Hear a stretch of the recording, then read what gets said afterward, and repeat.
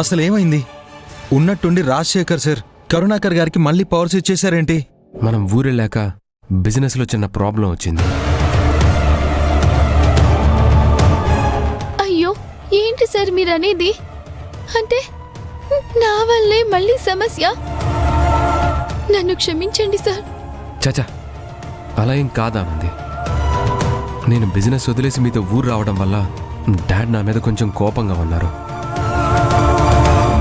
అంతే తప్ప మీ ఎవరి మీద ఆయన కోపంగా లేదు.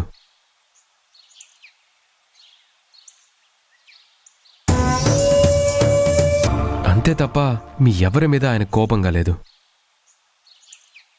పోనీ పెద్ద సార్ని నేను కలిసి తప్పంతా నాదే, మహేష్ సార్ తప్పేమీ లేదు, నన్ను క్షమించండి అని చెప్పమంటారా? నువ్వు క్షమాపణలు అడగాల్సిన అవసరమేం లేదా అన్నది. మా డాడ్ని ఎలా హ్యాండిల్ చేయాలో నాకు తెలుసు.